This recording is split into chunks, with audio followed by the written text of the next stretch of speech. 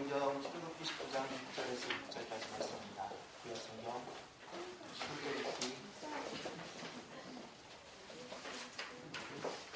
1절에서 출애굽기 19장 1절에서 6절까지 말씀입니다. 하나님 말씀을 제가 받도록 하겠습니다. 이스라엘 자손이 애굽 땅을 떠난 지 3개월이 되던 날 그들이 시내 광야에 이르니라. 그들이 르비딤을 떠나 시내 광야에 이르러 그 광야에 장막을 치되 이스라엘이 거기 산 앞에서 장막을 치니라. 모세가 하나님 앞에 올라가니 여호와께서 산에서 그를 불러 말씀하시되 너는 이같이 야곱의 집에 말하고 이스라엘 자손들에게 말하라. 내가 애굽 사람들에게 어떻게 행하였음과 내가 어떻게 독수리 날개로 너희를 넘어 내게로 인도하였음을 너희가 보았느니라. 세계가 다 내게 속하였나니 너희가 내 말을 잘 듣고 내 언약을 지키면 너희는 모든 민족 중에서 내 소유가 되겠고 너희가 내게 대하여 제사장 나라가 되며 거룩한 백성이 되리라. 너는 이 말을 이스라엘 자손에게 전할지니라. 아멘. 요즘 우리가 살고 있는 지역에 도로의 변화가 하나 있습니다. 혹시 보셨는지 최근 들어 지난주에 도로에 변화가 있다면 어떤 변화가 있을까요? 어떤 변화가 생겼을까요? 태극기가 꽂혀 있습니다. 보셨는지요? 예, 우리가 살고 있는 동네는 수질 좋은 동네에서 곳곳에 태극기가 다 있습니다. 여러분 사는 동네는 좋은 동네인지요? 예, 이 시기에 태극기가 꽂혀 있는 동네가 좋은 동네입니다. 태극기를 보면서 저도 3.1절을 다시 한번 생각해 보게 되었습니다. 돌아오는 화요일이 3.1절이 됩니다. 3.1절이 되어서 제가 독립선언문을 다시 한번 펼쳐보았습니다. 저는 독립선언문 하면 제 기억으로 고등학교 때 배웠던 것 같은데 여러분은 그 기억 나시나요? 그때 3.1 독립선언문은 어렵게 다가왔어요. 반은 한자고.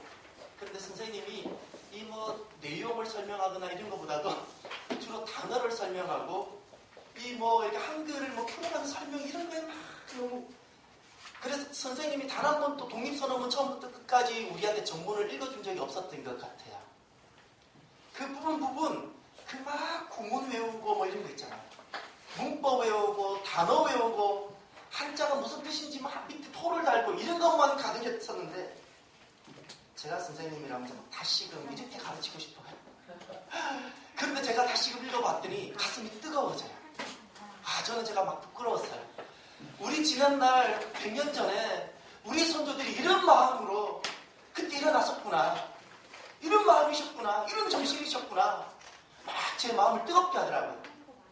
그래서 그 내용을 성경에도 쉬운 번역이 있듯이 한자를 지금 우리나라 단어로 다 바꾸고 쓰지 않은 단어는 지금 쓰는 단어로 바꾸어서 중요한 부분들을 제가 한번 살펴보았습니다.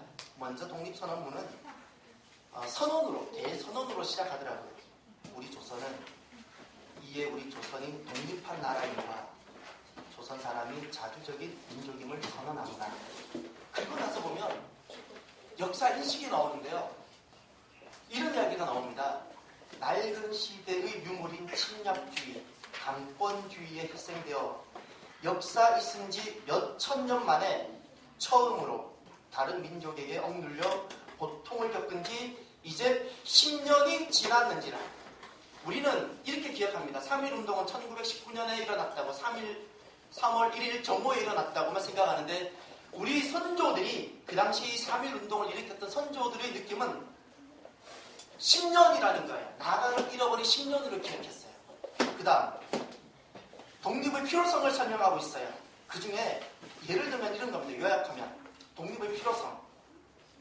예로부터의 억울함을 떨쳐 펴려면, 그 다음 지금의 괴로움을 벗어나려면, 그 다음 앞으로의 위협을 없이 하려면, 나라의 채무가 짓눌려 시든 것을 키우려면, 자자손 손선이 완전한 경사와 행복을 길이 누리도록 이끌어 주려면 가장 크고 급한 일이 결의의 독립을 확실하게 하는 것이니, 그러니 지난 과거의 문제나 지금의 문제나 앞으로의 문제나 우리 앞으로의 모든 경사와 행복을 길이 누리기 위해서는 가장 급하고 시급한 것이 독립이라는 겁니다. 그럼 독립을 왜 해야 되는가? 우리 선조들이 독립하는 목적을 분명히 밝히셨습니다. 병자수호 조약 이후 때때로 굳게 맺은 갖가지 약속을 저버렸다 하여 일본의 신이 없음을 죄주려 하지 아니하노라. 우리 스스로를 채찍질하기에 바쁜 우리는 남을 원망할 겨를을 갖지 못하노라. 오늘 우리의 할 일은 다만 자기 건설이 있을 뿐이요 결코 남을 파괴하는 데 있는 것이 아니로다. 참 멋있지 않습니까? 일본을 정지하기 위해서 지금 우리가 이렇게 하고 있다는 것이 아니에요. 저는 그거 너무 동감해요. 일본을 정지하기 전에 우리를 돌아봤어야 돼요. 보세요. 여기도 우리 스스로를 찝찝하기도 바쁘다는 거예요. 우리를 돌아봐야 된다는 거예요. 오늘 우리가 할 일은 저들을 다시금 무찌르는 것이 아니라 나를 세우는 거라는 거예요. 저는 독립선언문이 주는 교훈을 보니까 나라를 잃어버렸다는 것은 자유를 상실한 것이고 온 국민이 종이 되는 것이고요. 또 반만년 살아오면서 반만년 5천년 살아오는 동안 전쟁과 수많은 난리가 있었는데 반만년 살아오면서 겪었던 전쟁과 난리보다 더 힘든 것이 있었어요. 독립선언문에서 밝혀줘요. 우리 선조들이 5천년 동안 전쟁과 난리를 겪은 것보다 더 힘든 것은 전쟁 없는 노예 10년이라는 거예요. 전쟁 없는 노예 10년이 더 힘들었다는 거예요. 그리고 우리 선조들은 그들을 정죄하지 않겠다는 거예요. 우리 스스로 채찍질하기에 바쁘다. 우리에겐 자기 건설만 있을 뿐이다.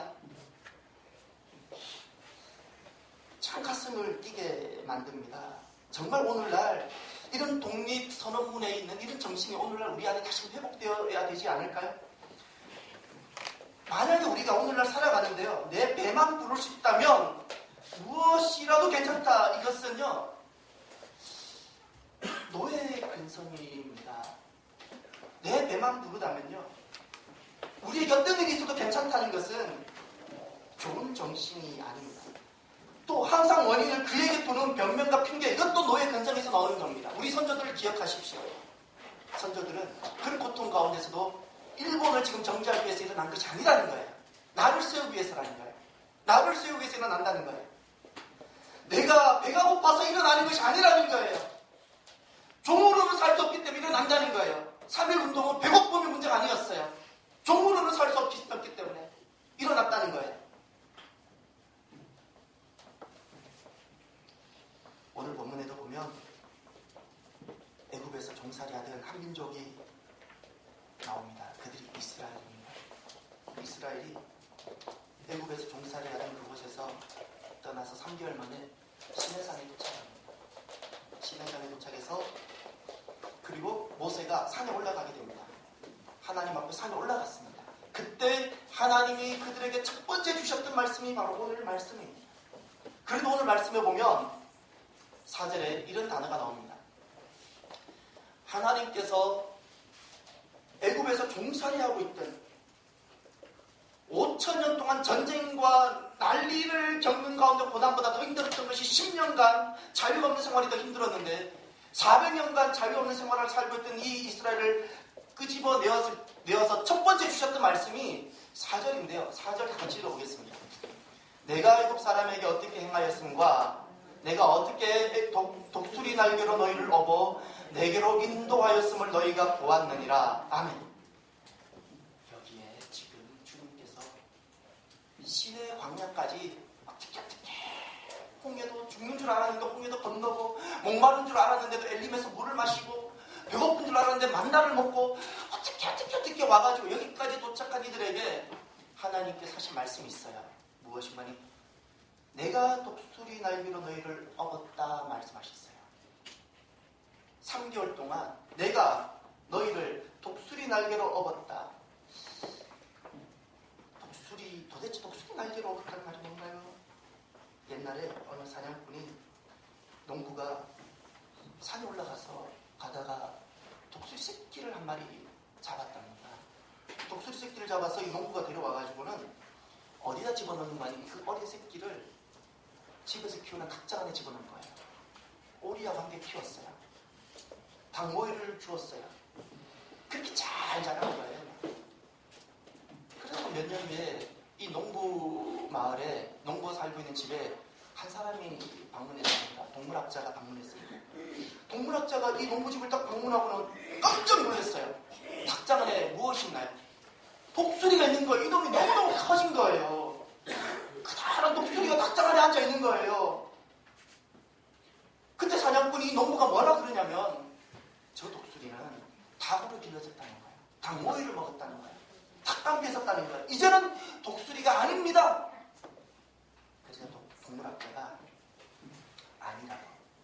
저 독수리는 아직도 독수리 마음이 남아있을 거라고. 그래서 닭장 안에 들어갔더니 이만한 독수리를 끌고 나와가지고 머리를 올렸어요. 그랬더니 이놈은 독수리같이 죽는다고 소리를 질러대고 쫙쫙쫙 거리는 거예요. 동물학자가 막 집어 던져버렸어요. 그러니까 독수리가 뱅글뱅글 돌때 땅바닥에 팍 떨어져 버린 거예요. 죽는다고. 그랬더니 이번에는 또 이 동물학자가 또 들고는 지붕 위로 올라간 거예요. 그러니까 독수리가 더 죽는다고 소리 지르는데 지붕에서 확 집어 던졌어요. 또 떼굴떼굴떼굴 바닥 막 온통 멍이 들고 동물학자 또 잡으러 오니까 이제 죽었다고 생각하고 막 도망가는 거예요. 또 잡아가지고 이번 더 높은 나무 위로 올라갔어요. 막 안 떨어지려고 막 몸부림치는데 또 동물학자가 확 집어 던져버렸어요. 또 떼굴떼굴떼굴. 그리고 나서 이만하면 끝나는 줄 알았는데 동물학자가 이 거대한 독수리를 팍 잡아가지고는 어깨 탁 밀고 산으로 가는 거예요. 이 독수리는 지금 겁이 죽겠는 거예요. 지금까지도 있는데 이제 어디로 들어가나? 그때는 산 꼭대기 절벽으로 올라가는 거예요. 제발 여기서 나 떨어뜨리지 말라고. 나도 이제 다칠 만큼 다쳤고 나도 힘들 만큼 힘들었으니까 제발 나 여기서 떨어뜨리지 말라고. 동물학자가 팍 절벽에서 막 알을 팍 치고 던져버렸어요. 어떻게 됐을까요? 또 죽는 줄 알고 막 오만 소리를 다 하는 거 막 깨깨깨거리고 독수리가 어떻게 울려다 독수리 소리를 모르겠어요. 깨깨깨거리고 띵굴띵굴띵굴 돌다가 어떻게 됐어요? 날개가 바람을 맞은 거예요. 한 번 또 이 날개로 바람을 품어본 적이 없는데 높은 데 올라가니까 떨어지다가 날개에 바람이 들어온 거예요. 자기도 모르게 날개가 척 펴졌어요. 이 날개가 이때 쓰는 건지 처음 알았어요. 자기는 이 날개로 닭 앞에서 장닭 앞에서 폼 잡는 건 줄 알았는데 이 날개로 처음 날아본 거예요. 바람을 품었어요. 처음으로 비상이 난 거예요. 그것이 독수리입니다. 이 이야기가 실제로 책으로 나와 있습니다. 여러분 오늘 여기 부분에 보면 독수리가 나오는데요. 이스라엘 백성을 독수리에다가 말씀하셨어요. 내가 너희들을 독수리 날개를 얻었다는 것은 너희들도 독수리 새끼였다는 거예요. 하나님께서 말씀하신 독수리, 하늘을 나는 독수리가 되려면요, 세 가지 원리가 있습니다. 첫 번째는요, 어떻게 해야지 하늘을 나는 독수리가 될 수 있는가? 떠나는 것입니다. 떠남. 어디서 떠나야 되나요? 첫 번째 원리가 닭장을 떠남으로 독수리의 삶이 시작되어져요. 닭장을 떠남으로. 오늘 말씀 1절 한번 보십시오. 이스라엘 자손이 애굽 땅을 떠난 지 3개월이 되던 날 그들이 시내 광야에 이르니라. 아멘. 떠났다라는 말씀이 나오죠. 정말 이스라엘이 되기 위해서는요, 애굽을 떠나야만 하는 겁니다. 애굽에서 아무리 훌륭하게 살아도 그곳에서는 좋은 이스라엘이 되겠다는 것은 욕심일 뿐입니다. 하나님의 모든 부르심을 한번 곰곰이 생각해 보십시오. 하나님의 모든 부르심은 떠남으로 시작되는 겁니다. 더구나 20장을 한번 보십시오. 20장을 보면 이렇게 말씀합니다. 20장 1절 2절 20장은 십계명 말씀인데 20장을 보면 하나님이 이 모든 말씀으로 말씀하여 이르시되 2절 다 같이 보겠습니다. 나는 너를 애굽 땅 종되었던 집에서 인도하여 낸 내 하나님 여호와니라. 아멘. 이 20장에서 가장 중요한 말씀은 3절부터 십계명이 나오는데 그 전에 나오는 바로 요 1절 2절입니다. 여기에 보면 주님께서 말씀하셨는데 우리를 어떻게 말씀하셨고 어떤 하나님이라 말씀하십니까? 애굽 땅 종되었던 집에서 끄집어냈다는 거예요. 거기서 떠나게 했다는 거예요. 십계명은 결국 무엇인가요? 애굽을 떠난 사람들에게 주신 하나님 말씀이에요. 애굽을 떠난 사람들. 떠남이라는 것은 불안을 동반하지요. 떠나면은 지난 모든 영광을 포기해야 되고 또 새롭게 시작하는 개척이고 여기 위험도 따를 수 있습니다. 그러나 잊지 마십시오.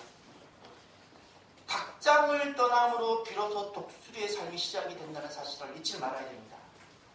둥지를 떠나지 못하는 독수리, 그 독수리를 보고 둥지에 앉아있는 절벽 꼭대기에 독수리 집이 있는데 그 절벽 꼭대기에 거대한 독수리가 한 번도 날지 못한 채 두려워서 둥지를 웅크리고 있는 독수리를 보면서 그 독수리를 우러러보는 새는 단 한 마리도 없어요.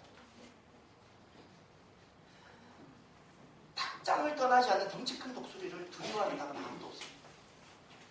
참된 믿음은 우리를 안주하지 않습니다. 때로는 이성적으로 다 동의되지 않는 불안한 삶으로 우리를 모험하기도 합니다. 하지만 이 모든 것이 불안한 믿음으로의 떠남은 이 떠남으로 인하여 어떻게 되어지는 거 아니? 우리 하나님을 만나게 되어져요. 이 떠남이라는 것은 불안을 동반하는데 이 불안은 결국에는 하나님을 만나게 되고 하나님 나라의 땅을 받게 되어지고 결국 나의 온전한 구원을 이루게 되어집니다. 이 떠남이라는 것이 결국 나의 구원을 이루는 것입니다. 애굽이라는 그랬어요. 아무리 화려해도요. 애굽과 나일강 삼각도 얼마나 화려하고 좋습니까?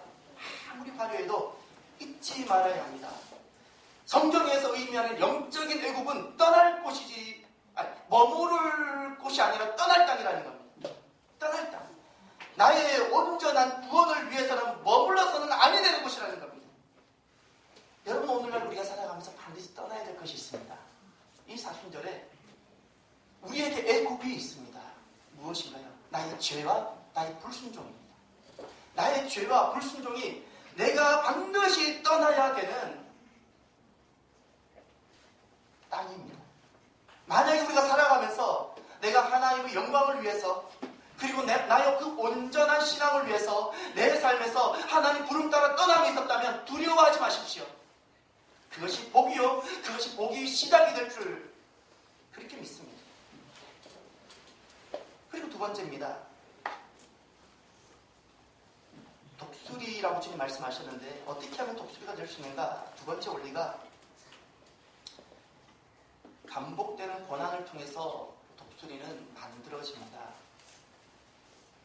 오늘 읽었던 4절을 보시면 내가 어떻게 독수리 날개로 너희를 업어라고 말씀하셨습니다. 독수리 날개로 업었다 이 말은 이런 뜻입니다. 독수리 날개로 업었다는 것은 주님께서 출애굽한 이스라엘 백성을 한번 업어서 이렇게 얼얼얼 해주고 했다는 뜻이 아니에요.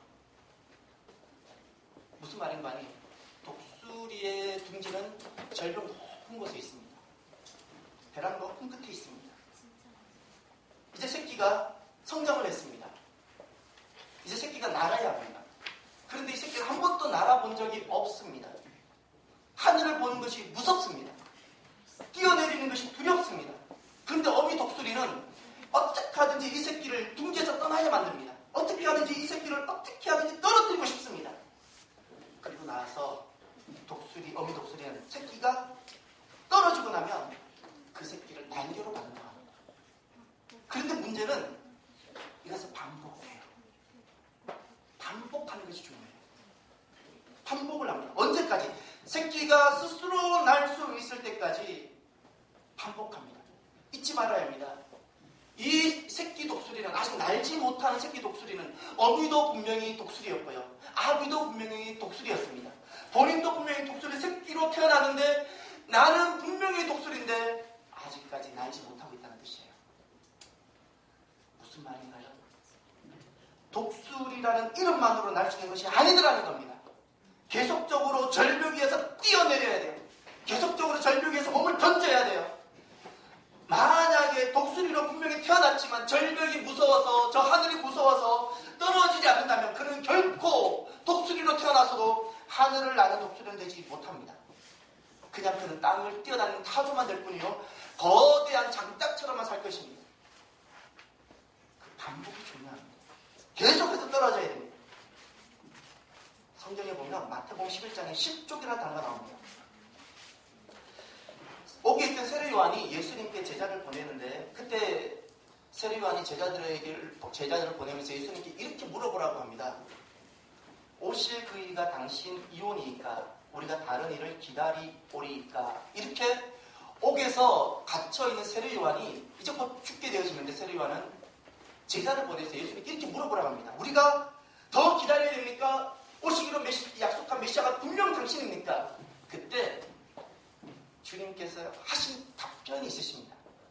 누구든지 나로 말미암아 실족하지 아니하는 자는 복이 있도다. 무슨 말인가요?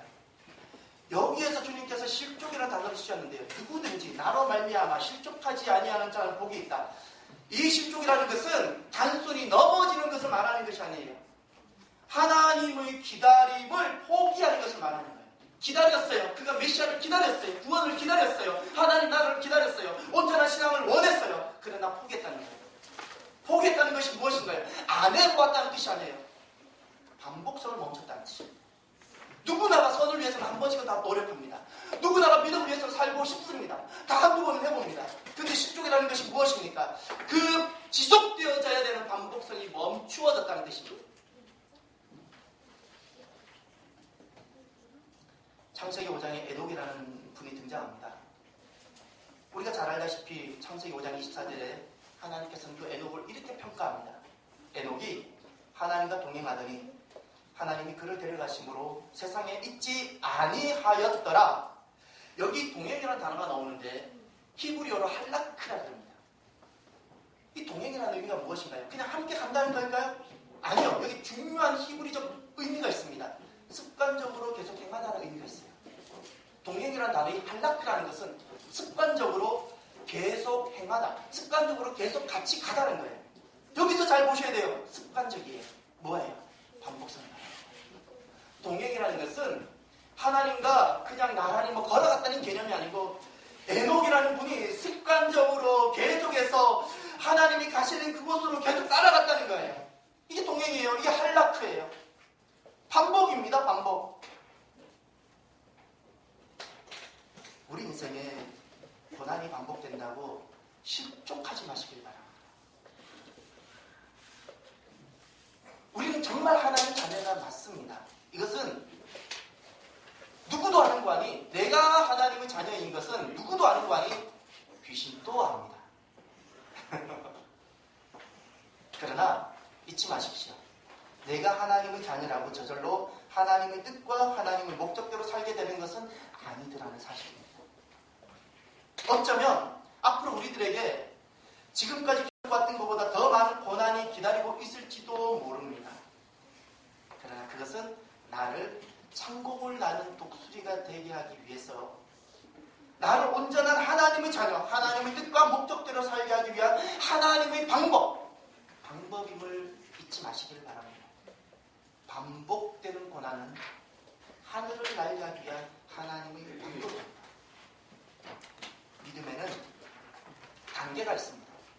하나님께서는 그 단계에 맞추어서 우리를 인격적으로 계속해서 오늘날 또 빚어가십니다.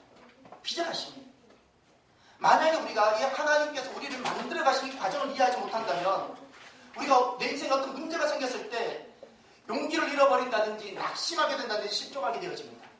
왜 내게 이런 일이 일어나는가, 이런 이야기입니다. 의심하게 됩니다. 그러나 만약에 하나님께서 생각하고 계신 일들을 내가 이해한다면, 그리고 내가 그 에녹처럼 반복적으로 습관적으로 하나님과 여전히 하나님이 가신 길을 내가 따라간다면, 우리의 믿음은 정말 팽팽한 근육처럼 큰 힘을 얻게 될 것입니다. 하나님께서 우리를 어떻게 인도하십니까? 단계가 있습니다. 6단계가 있습니다. 첫 번째가 꿈을 주십니다. 첫 번째 단계가 꿈입니다. 하나님께서는 우리들에게 꿈과 또 목표와 야심 같은 꿈을 주십니다. 그리고 두 번째는 하나님께서는 결단하게 하십니다. 꿈은 결단하기 전까지는 아무것도 아닙니다. 아무것도 아닙니다. 통계가 있는데 꿈꾸는 사람은 10명인데 꿈도 꾸지 못하는 사람도 많지만 꿈꾸는 사람이 그래도 10명인데 그 꿈꾸는 사람 10명 중에서 그 중에 꿈대로 결단하는 사람은 1명이랍니다. 꿈을 꾸는 사람도 별로 없는 데다가 꿈꾸는 사람 10명 중에 그 꿈대로 결단하는 사람 1명뿐이랍니다. 여러분 지금 이 순간은 왜 있을까요? 나는 지금 이 순간을 왜 삽니까? 결단하기 위해서입니다. 무엇을 결단하기 위해서입니까? 떠나는 결단입니다. 떠나는 결단을 위해서. 베드로가 물 위를 걷는 예수님을 보면서 함께 걷고 싶었을 때 뭘 해야 됩니까? 배에서 떠났어야 돼요. 또 세 번째, 우리 믿음에 있어서 주님께서는 어떤 단계를 거치게 하시냐면 꿈을 주시고, 두 번 결단하게 하시고, 세 번째는 지연입니다. 꿈이 실현되고 결단한 것이 열매를 맺기 위해서는 기다리는 시간이 필요합니다. 이런 기다림을 통해서 하나님은 우리에게 무엇을 가르쳐 주시는 거 아니? 하나님을 신뢰하는 법을 가르쳐 주십니다. 지연되는 것은 잊지 말아야 됩니다. 지연된다는 것은 이루어지지 않는다는 것이 아닙니다. 성숙한 믿음의 사람은 이루어지지 않는 것과 아직 이루어지지 않은 것의 차이를 분명히 아는 사람이 성숙한 신앙의 사람입니다. 주님께서 분명히 말씀하셨습니다. 묵시는 정한 때가 있나니 그 종말이 속히 이르겠고 결코 거짓되지 아니하리라. 비록 더딜지라도 기다리라. 지체되지 않고 정령 응하리라. 정한 때가 있다고 말씀하셨어요. 모든 하나님의 말씀은 거짓되지 아니하다. 기다려라 말씀하셨습니다. 네 번째는 믿음의 단계에서 네 번째는 어려움입니다. 이런 과정을 통해서 하나님 우리를 성장시키고 우리를 빚어가십니다. 이 네 번째 단계가 되면 내가 꿈을 꾸고 결단하고 기다리는데 문제가 이제부터 불쑥불쑥 튀어나오기 시작해요. 문제가 생겨요. 전형적인 어려움의 유형들은 환경의 문제가 생기고 주변의 비판이 생겨요. 이런 문제가 생겨요. 염려하지 마십시오. 이때 어려움이 생겼을 때 이 모든 것들은 하나님의 계획의 한 부분임을 기억하십시오. 그리고 다섯 번째입니다. 다섯 번째 우리 믿음을 성장시키시는 하나님의 과정이 다섯 번째 단계는 무엇인가 하니 막다른 골목입니다. 막다른 골목이란 무엇일까요? 내가 기다렸어요. 믿음으로 기다렸어요. 어려움도 어떻게든 이겨냈어요. 그런데 이제 죽을 것 같아요. 막다른 골목에 처했어요. 불가능한, 도무지 내 손으로는 이 모든 문제로부터 벗어날 길이 없어요. 불가능한 상황, 사면 초과로 내가 몰렸어요. 궁지에 내몰렸어요. 진퇴양난이라 그러나요? 소망이 없어요. 그때 하나님 어떻게 하실까요? 하나님 기뻐하세요. 축하한다고. 이제 비로소 내가 일할 때가 되었다고. 내가 일할 곳으로 너가 왔다고. 나는 죽는다 그러는데 주님은 기뻐하세요. 이제 내가 비로소 일할 곳으로 너가 왔구나. 막다른 골목은요, 내가 죽는 자리가 아니고요, 하나님 비로소 일하시는 자리입니다. 마지막 여섯 번째 단계입니다. 구원입니다. 꿈을 주셨던 하나님, 결단하는 자에게, 그 결단하는 자가 기다리고, 그리고 어려운 가운데, 그리고 막다른 골목까지 취했던 그 사람에게 주님께서는 막다른 골목까지 온 그에게 구원을 베풀어 주십니다. 초자연적인 응답을 허락하신다는 겁니다. 우리에게 있었던 그 십자가를 여기에서 부활로 바꿔주세요. 부활로. 이렇게 하시면서 하나님은 우리의 믿음을 빚어갔어요. 빚어갔어요. 여러분, 내 인생이 몸만 큰다고 커가는 것이 아닌 줄 아셔야 됩니다. 내 속사람이 아름답게 빚어져 가야 돼요. 몸은 이렇게 컸는데 아직까지도 내형이 이렇게 작은 사람들이 있어요. 빚어져야 돼요. 커져가야 돼요. 이렇게 고난은, 반복된 고난은요, 잊지 말아야 됩니다. 두려워하지 마십시오. 하나님께서 나를 빚어가시는 하나님의 과정이요 방법입니다. 이것을 통해서 독수리가 되는 겁니다. 세 번째, 독수리 되는 원리가 있습니다. 바람을 타야 합니다. 이 첫 번째는 떠나야 독수리가 되죠.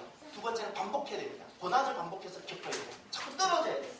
그래 바람. 세 번째는 바람입니다. 바람을 타야 하늘을 날 수 있는 독수리가 됩니다. 여러분 다시 한번 생각해 보십시오. 분명히 그는 독수리로 태어났어요. 애비가 독수리고 어미가 독수리면 그도 독수리잖아요. 이제 그만큼 그도 컸어요. 어깨 죽지도 아버지 닮아서 막 튼튼하게 생겼어요.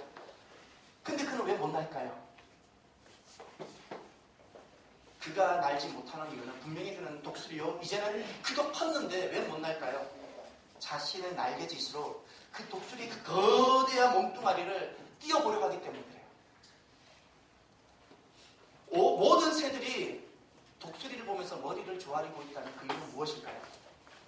독수리가 참새처럼 자기 거대한 몸을 날개하기 위해서 정신없이 날개짓을 잘하는 그 출중한 날개짓 때문이 아닙니다. 독수리가 왜 모든 새의 왕이라고 제왕이라고 불리움을 받습니까? 그 거대한 몸을 날개짓하지 않고 바람을 타고 하늘을 날고 있기 때문에 그래요. 바람을 타고 날개짓을 하지 않았는데 그 거대한 몸을 띄우고 있는 거예요. 그 작은 참새도 몸을 띄우기 위해서 정신없이 움직이고 있는데 그 거대한 몸뚱아리 독수리가 날개짓 하지 않고 떠 있는 거예요. 무엇인가요? 바람입니다. 바람을 타기 전까지는 독수리 자기 날개는 자기 날개로 자기 몸뚱이를 못 띄웁니다. 바람을 타기 전까지 독수리가 되지 못합니다. 이스라엘이 애굽에서 아무리 잘 살아도 자유가 없다면 살아도 산 것이 아닙니다.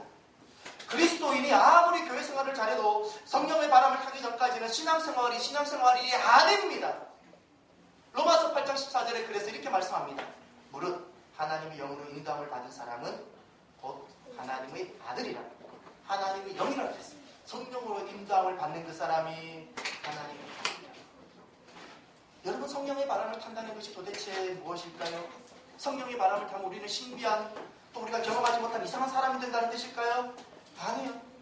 제 마음에 하나님이 너무나도 강력하게 주시는 것이 있는데 성령의 바람을 탄다는 것이 하나님이 원래 지으셨던 우리의 본래의 삶이라는 거예요. 본래의 삶이에요. 원래 우리가 죄를 짓기 전에 하나님을 떠나기 전에 에덴에 있을 때 우리는 이렇게 주님과 함께 있었어요. 함께 살았어요. 당연한 거예요. 그 삶이. 너무나도 당연한 삶이었는데 우리가 죄를 짓고 하나님을 떠나고 에덴을 잃어버렸어요. 이제 우리는 그 삶이 어떤 삶인지 잘 몰라요. 너무 어색해요. 그러나 잊지 말아야 돼요. 성령의 바람을 탄다는 하나님과 함께하는 삶은요. 원래 우리가 살았던 본래의 삶이에요. 그러면 성령의 바람을 타는 본래의 삶이란 무엇일까요? 그것이 5절 6절에 나와 있습니다. 5절 6절 우리 다 같이 한번 읽어보겠습니다. 세계가 다 내게 속하였나니 내가 내 말을 잘 듣고